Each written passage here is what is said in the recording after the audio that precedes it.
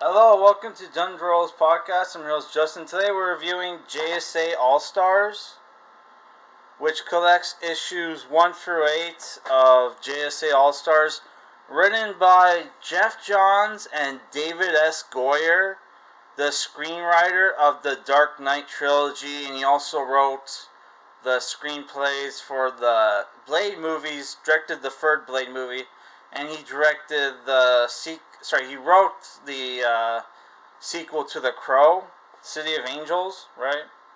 Yeah, this book collects eight issues from 2003 to 2004. Well, the series was from 2003, but the trade came out 2004. This book goes for 15 US or 23 Canadian, right? This is a pretty old book. So I used to read JSA back in the day. My high school had a shitload of these trades, man. I would read them all. So, yeah. Unfortunately, I never got around to collecting a lot of the JSA trades because they didn't really have them in stores and stuff. But now they're a bit more accessible. And since there's since the new Black Adam movie is going to feature the JSA, we're probably going to get more JSA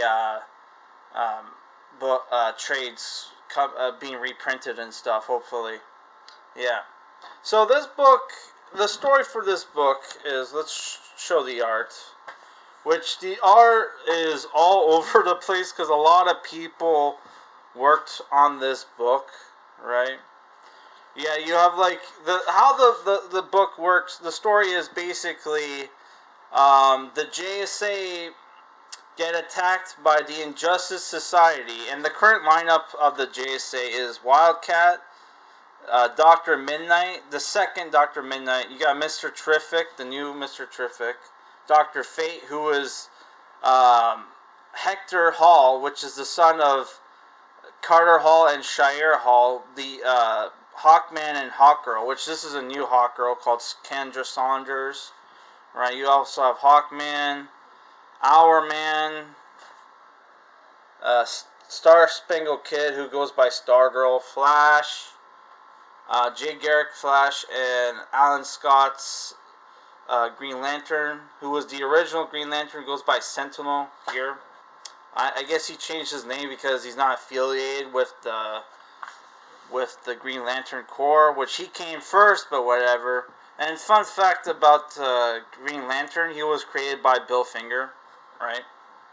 Who a lot of people consider to be the actual creator of Batman, even though like the other guy actually came up with the idea, Bob Kane or whatever, but it was Bill Finger who flushed out the character and made him redesign it, right?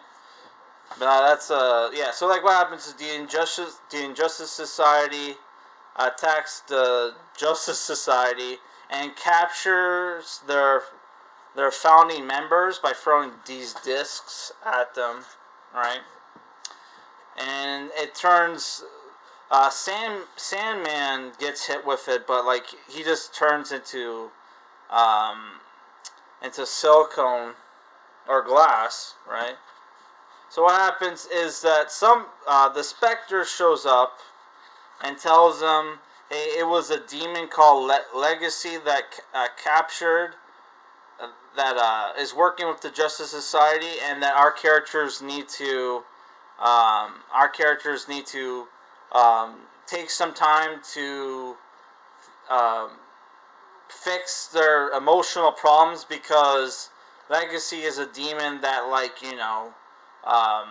that feeds off negative energy, right? Which the Spectre at the time was Hal Jordan, right? Which it turns out wasn't actually Spectre; it was a demon. Which I thought this was a little dumb.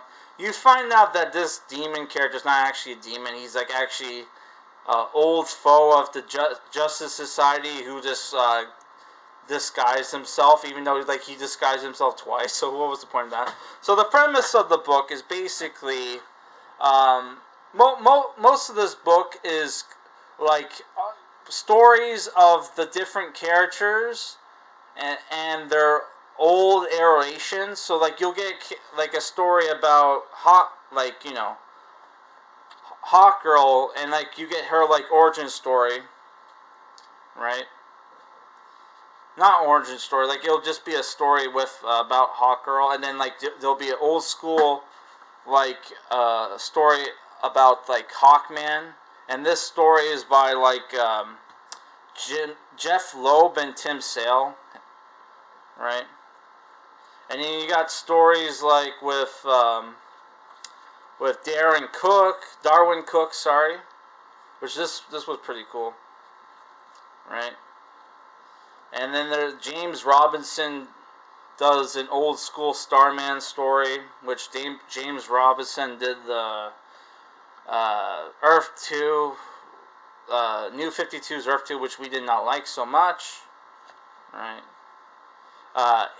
Howard Clayton, who's considered to be like the Frank Miller of like the Shadow comics, does an old school Hourman story, right? So there's so like, who did the? Okay, you have Brian Azzarello and Eduardo Rizzo did the old school Midnight Dr. Midnight story, which was okay. It was very femme fatale, neo noir, right? So yeah, you got Mr. Terrific story, and then you got old school Mr. Terrific story, which is a Christmas story that's written by David S.Goyer and Geoff Johns, which I think it was a decent Christmas story. Oh, sorry, not Geoff Johns, sorry. It was Michael Cabon. My bad. And I was right. The Terry Sloan in Earth 2 was their version of old school, like the old school Mr. Terrific, which they made him evil in that New 52 Earth 2 book, right? So near the end, it's not until like near the very end of the book, right, which you can see how thin that is.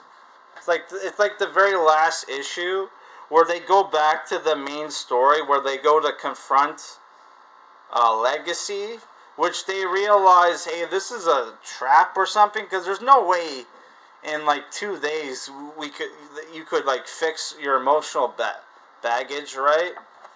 So it turns out to be the spoiler alert. It turns out to be the Wizard, and once they figure out it's the Wizard, like they're able to counterattack right away and defeat him, and then like Hal Jordan as the Spectre kills him. Which the JSA were kind of like, dude, what the fuck? Because at this point, he's supposed to be the spirit of redemption, not vengeance. But like, yeah, but whatever, right? And it ends with "and justice for all," right? So I don't know. I really liked this book because you had a mix of old school Golden Age like stories with modern stories as well, right?